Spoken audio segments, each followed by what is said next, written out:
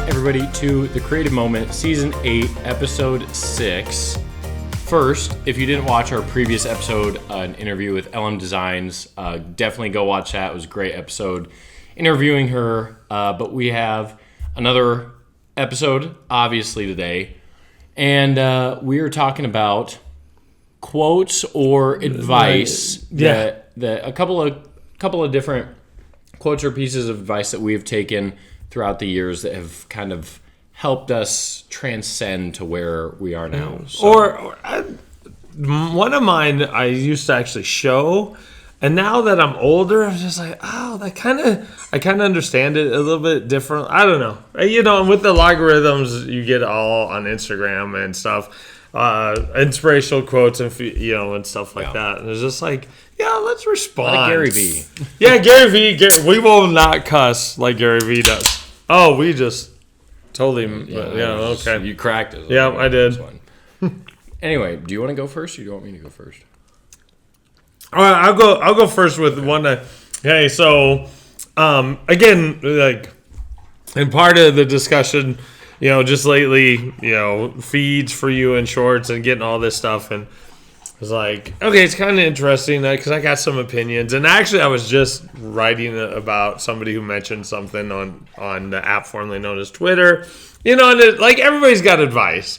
And some of it I just totally disagree with. And I've disagreed with Stephen King in regards of the journal thing. But there was a little clip I used to show a lot, and I was trying to find it on YouTube because I didn't have my computer to get to it. But it is actually at the end of a talk at a college, I believe, and he was just doing some question and answer. And, and obviously somebody's like, hey, what's some advice, da-da-da. And this is paraphrase. He's like, basically, if you want to be a writer, you need to read a lot. He goes, I don't have time for people, or I don't have a patience with people who don't have time to read. And when I first started showing that, as an English teacher and things, it was, to try to make that point. Hey, you got to read different stuff to help with your experience of reading other people's writings. And that's actually one of the tips, is to write like somebody else, to kind of feel how their sentence structure. It's like to edit a photo the same way somebody else does. Just to get like into that part. And I do read, like I try to read 60 books a year. I don't always get there. Last 2024, I got to 48. But that's my close to that. I got close. So but that's my goal. But now a little bit, I kind of, and maybe I'm digging into it a little bit, but it kind of goes on off that. But it's just like, if you don't have time to read, you don't have time to write. And I kind of latched on to that time part. And I was actually reading while dinner was cooking. And just thinking about our pot, and I'm all like, there's more to that word time. Because if you're really going to write, you have to focus, you have to sit, you got to work through things. Sometimes poetry is really quick, it feels really quick and stuff, but yeah, some of my best poems and some of that stuff, it's slowing down and focusing in. And if you don't have time to actually read, I kind of get what he is trying to say. Then you don't have time to actually work at that craft of writing. And it just kind of hits a little bit. As a youngster, 20-some years old, or, time just seems like abundant. And now I kind of get that idea a little bit. And I think he was really just maybe consciously or so, just like, if you can't slow down, you can't read and appreciate and sometimes work through challenging parts, you aren't going to be able to sit down and write.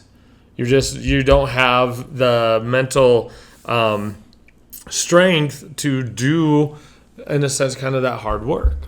Yeah, I mean, that's in line with why I started waking up at 4 at the beginning of 2023, and I've now started doing, and it's kicking my butt a little bit, but that time that you just dedicate, like, there's nothing else to do at 4 a.m. other than what you intend to do when you wake up. Yeah.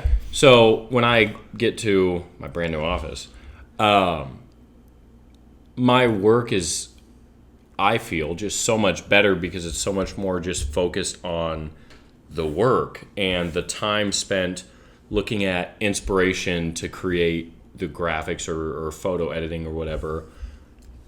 And that time just is like, it just feels different than other, like if it's 3 p.m. and I'm working, because you dedicate it to that craft of learning, whether it's a technique or a new skill or whatever. I will put in a lot more effort and thought into those creations because it's like, that's the time that I am purposefully putting into working and creating stuff. And it just feels like I'm in a different, like we've talked about the flow state before. It feels like I'm in a different flow than when I am at other times of the day. And so making that time to just even want, like I spent a few minutes this morning just looking at my website just to kind of spark some ideas. Yep. And it's the same thing, just I'm making the time to look at things and to be inspired so that I can create something that I feel is on par with those other creations. Yeah, and we all do have the same amount of time. And what I've noticed is I'm like, for this year especially, is like my personal goal is like I want to hit 6, and I noticed that I'm choosing to use my time with. Like I was like had 12 minutes before I had to flip over the chicken nuggets, So I'm just like, just get my book. I'm gonna, instead of wasting time just playing a match 3 game or it's like, and you can get into, and I think as a part of the benefit of like you get into a flow state of a good story pretty quickly. Yeah. So it's a little bit different now than when I started showing it in the classroom. I was just trying to get kids to like, hey, you can't just write, you got to read, because that's the end part of whatever you're writing. Is somebody's going to read it. You have to read it. That's the other part of the equation. But now that time element that he talks about in there, like if you don't have that time to read, you're not going to have, you're just not going to have the discipline to have the time to actually write. Yeah, and we've talked about if you're not learning something new, you're really not progressing in your industry at all. So taking the time to consume is just as important as taking the time to create. Yeah. So my first quote is one I've said a billion times on this podcast. But which one? There's a couple. There's actually a couple. I wanted to do an Outliers one, but that one didn't make the cut. That's an honorable mention. But this, if it's Peter McKinnon quote, surprise.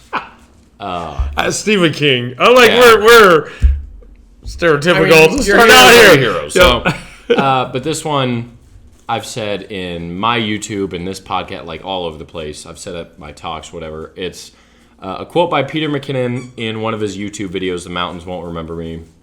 And it just says, wherever you're at now, chances are it's not a place that you could even imagine being just a year before.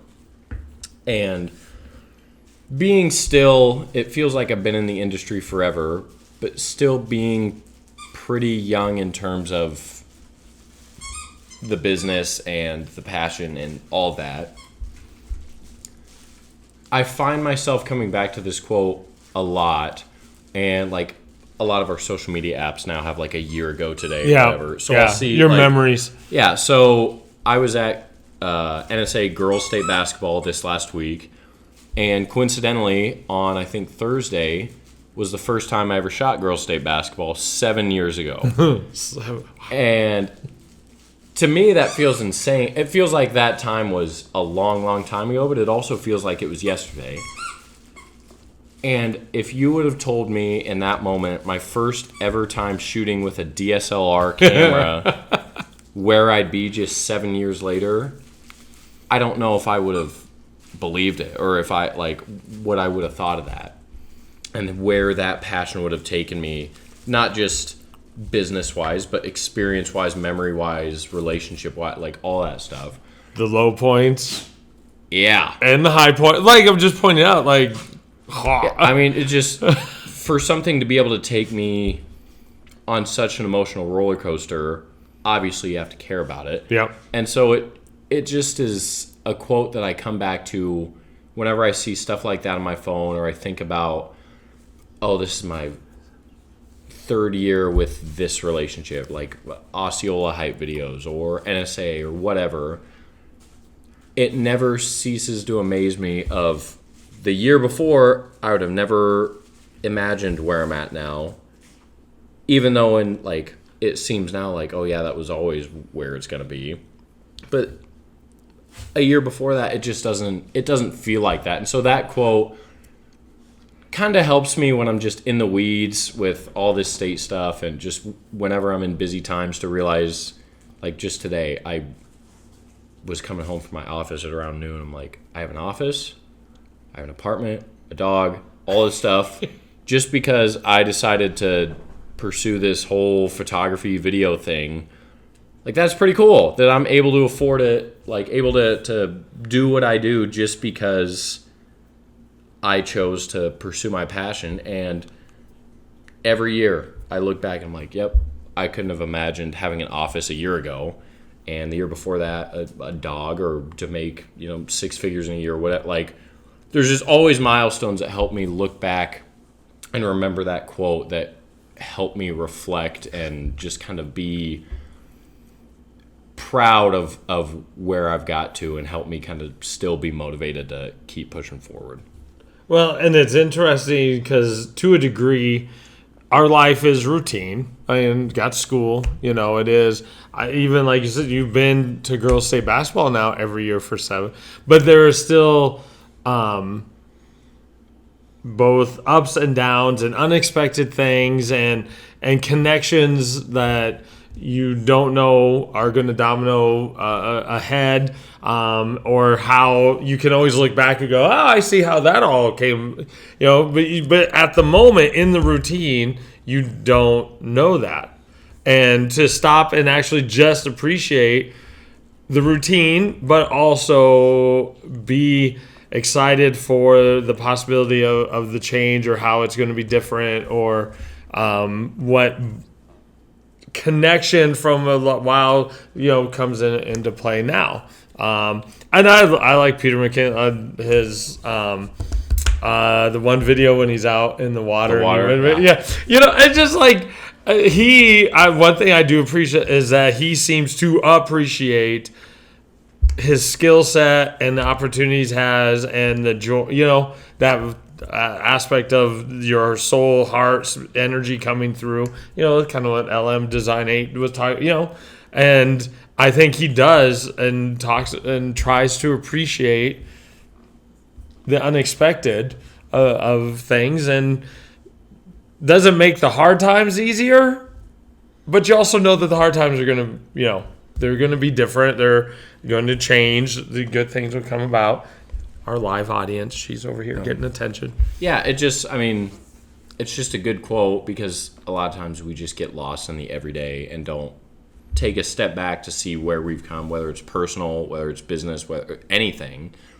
Just to see your progression of your life is something that is worth looking back on probably more often than the average person does.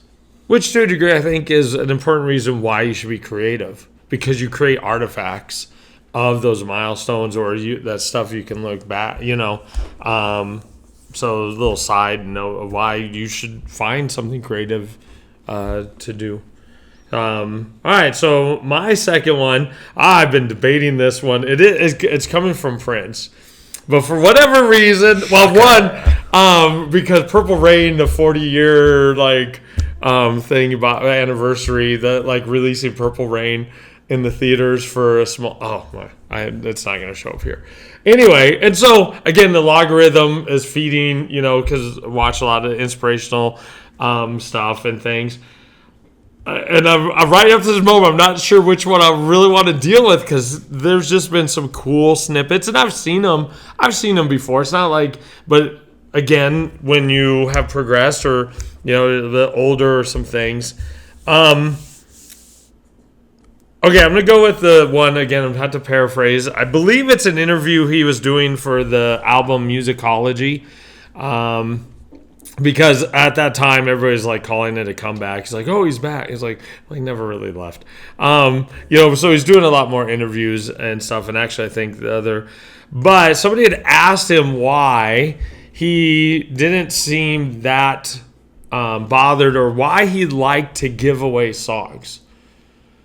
Because he's given songs to Madonna, Paula Abdul, like the Bangle, that he wrote, that he just gave, and he's got an album called Originals, to where he records his version. But anyway, like he was known to give those things away. He would, not exactly write for them, but sometimes if you know the stories behind some of them, he's kind of thought this would be a good fit for them.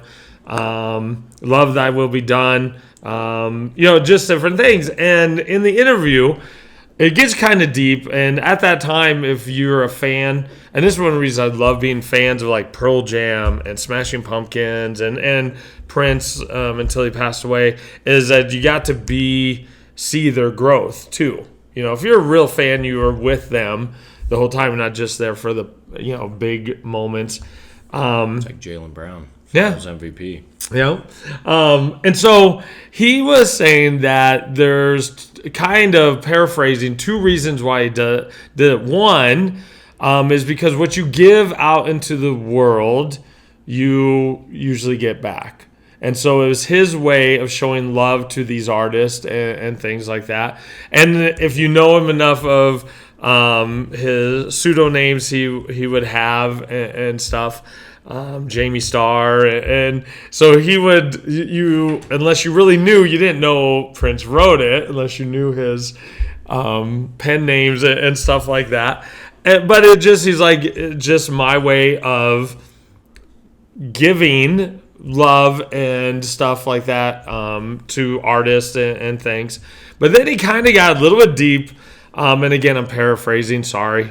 These were both of these were on Instagram the other day, and I didn't save them. That it also, within, you give love and you receive love, but within, and we talked about this a little bit at a couple other ones, of putting into the creative universe work and knowing that your creation is out there and that is a part of his creative process. And that by doing that, it helped him be creative, because in a sense, it was kind of the same thing. He was giving energy and giving work and stuff to the creative world in a positive way, and would get that back, whether it was being inspired or, seeing another artist, make the top 10 with his song, but their version of it. And I was just like, because I battle a little bit. If you read my blog, I've just shared about 2 poems, my creative process. And in that sense, I was just sharing that to just talk about. But both of those poems actually have kind of done well. The very first one is actually accepted for publication in May. So that's all I'm going to say at the time, because lit magazines don't. And then the other one made the finals for the weekly poetry battle. It didn't win it, but it made the finals. And it's just like, if you work at and you give to the creative world, you kind of get stuff back. And even though I didn't share the poem, I shared the poem on the battle, but the other one, I was like, I still wanted people to know, hey, this is kind of the, just to give into that community, that energy. And, got one published in the cool lit magazine coming in May. Yeah, I feel the same way. Like, the more I pour into these different projects, whatever, sometimes, some of the videos that I put a lot of work into don't do well, which whatever. Well, that's... yes, the algorithm, social media. But for the most part, even just the self-fulfillment of seeing photos that I know I put a lot of work into, or seeing graphics or videos that I put a lot into, just the kind of emotional reward of I'm really proud of this and I get to share it with people has an impact. And it's like I can feel the effort that I put in come back to me in the sense of pride and happiness and whatever.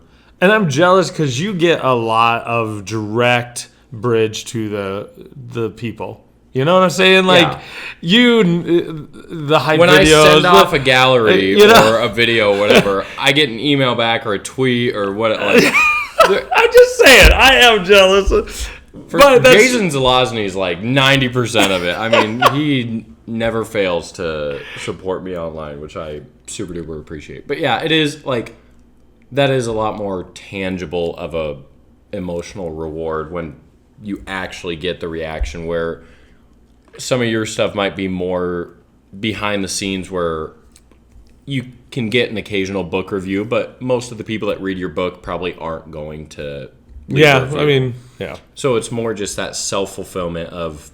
Or leave a comment on a blog. Like, I know, like, I've not ever had a day for almost 2 years that my blog has not been read. But nobody, you know, it's just, it's social media. Yep. You know? So let's read it and scroll to the next Yep. Oh, that was cool. Yep. See ya. Yep. Yeah. I sympathize. I can't necessarily say I empathize, but I sympathize with that. So, my second quote is from Eric Thomas. Oh, it's been a while. I know, growing up playing sports was maybe roughly one of the most influential people in my life, just watching those videos. He has a great quote.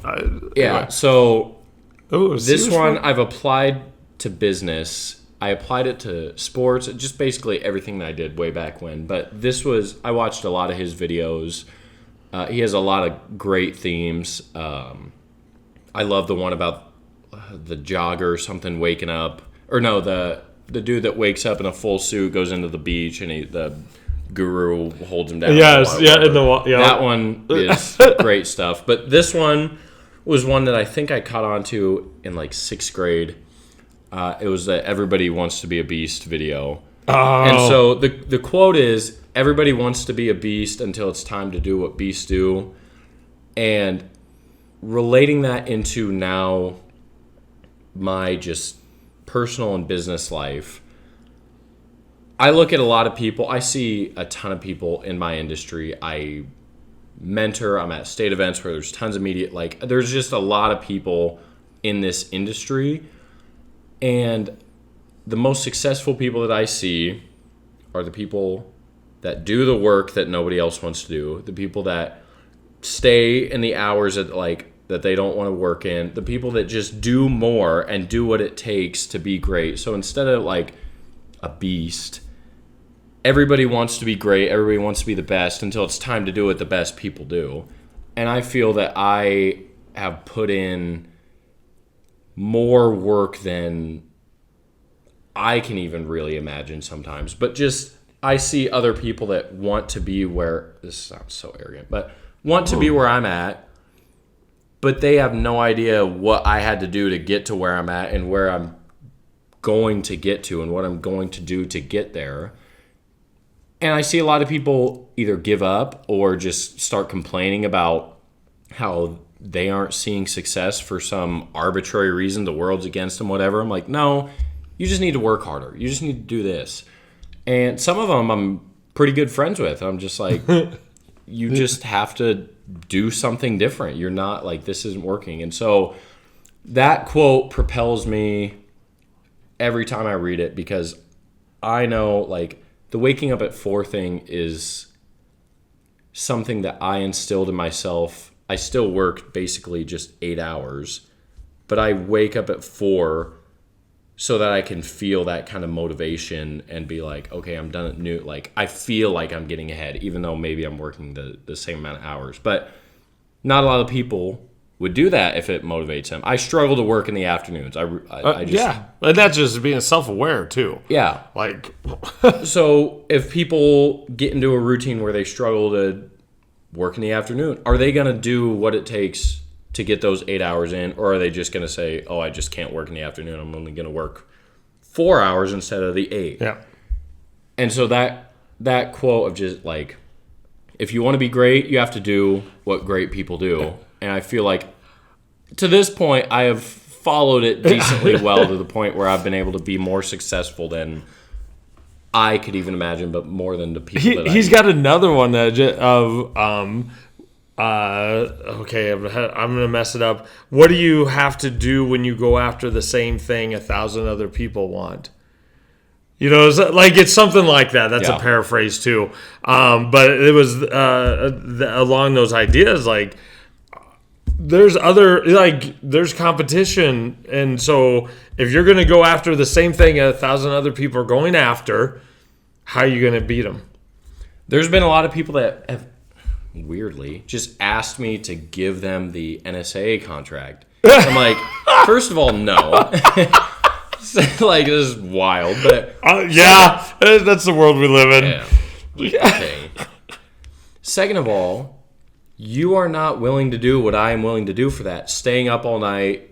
For girls' state basketball, 4 days. Saturday was just editing, like I wasn't actually there, but 55 hours in 4 days. How many people are willing to do that and get basically zero sleep and work 16-hour days and execute that for 6 straight weeks? Like, not a lot of people. Yeah. And so you can say and in your mind believe that you want to get to this point, but until you're actually willing to do the work to get there, you just won't. I mean, there's no freebies given out.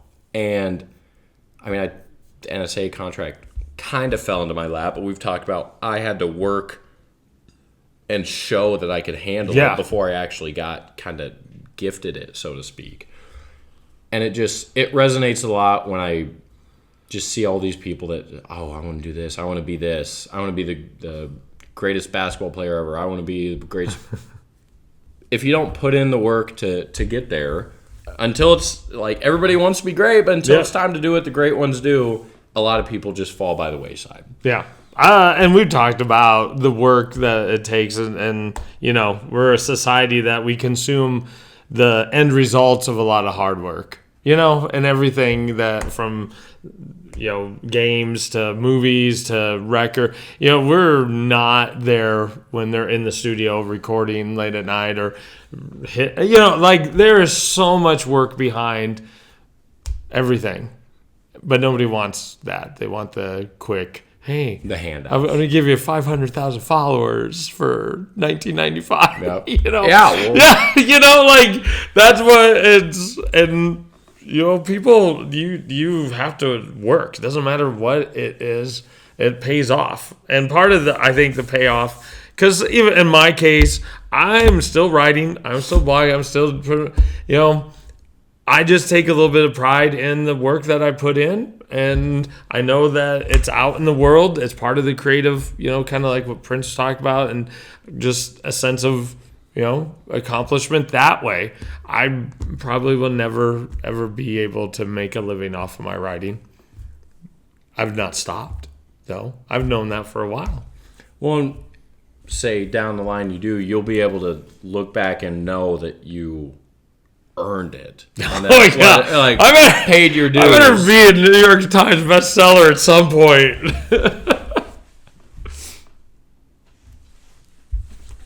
That's just, I mean, that's the one that sticks to me probably the most, just because I haven't watched something from him for a little while. I don't know what he's, anyway. Waking up at 4, you watch a couple of those videos, and you're like, all right, I'm not tired anymore. So, I mean, he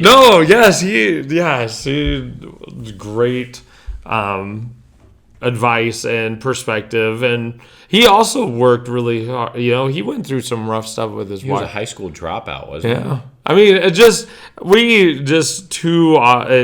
we shy away from the work, and that just won't make it. Being, so there's so many other quotes. Just some interesting, and some I really had some opinions about, but I decided to kind of go with some of that. Because I do appreciate people giving advice and perspective, and But sometimes I do feel like the people who are very successful, it's so easy for them to say, "Oh, don't worry about it. Yeah. Well, don't worry about being successful." That's the one that gets me. Any of that, like, "Oh, just create don't worry." And it'll follow. No, it doesn't. That's the problem. Like, in reality, your success or those motivational quotes, like, you have to know, because mix in with them whatever your logarithm feeds you is the one of people being honest that I was lucky. Like, there's a little bit of, like, Denzel Washington talks about that, a little bit of some of that part of being, there's a little bit of luck, because, like, it's who you know. Sometimes it's things like that. And so so the outliers quote that didn't make it was it's similar. Outliers are those who have been given opportunities and who have had the strength and presence of mind to seize them. And that's basically it. Like, that whole book is based on not the only, but the biggest reason people are successful is because basically right place, right time, right passion. Like Bill Gates and Microsoft. Yeah, had access. His mom had access to the library when he was in eighth grade. Yeah, 8th grade after hours. Yep. If he was allowed access 10 years later, after the whole .com boom, whatever it is, he wouldn't have been as successful because it would have already been established. Yep. But because he was before then, it goes into like hockey players born after January that still get in the But also the connections of him and Steve Jobs. Like, they were in the same community at the young, and then they kind of divert. It's really it is a cool book.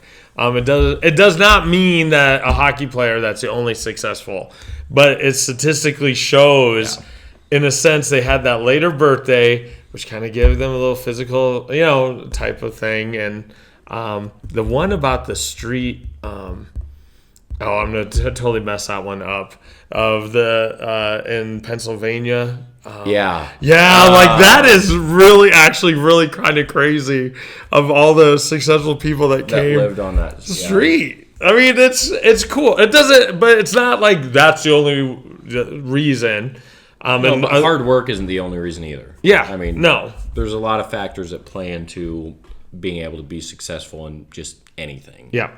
So those were our couple quotes, pieces of advice, whatever. Just kind of breaking down how those play in our lives. If you have an inspirational quote or something you heard from a dad, a mom, a public figure, whatever, definitely leave it down in the comments, whether it's Spotify, YouTube, whatever. We'd love to hear those things and hear the part that those quotes have played in your life. So with that being said, again, our last episode we had an amazing guest that tied into some of your Prince quotes. She definitely falls in line with. Yes, energy and putting out. Yeah. So LM Designs in our last episode, definitely check that out if you haven't already. Thank you as always for watching or listening, and we'll see you guys in a couple weeks.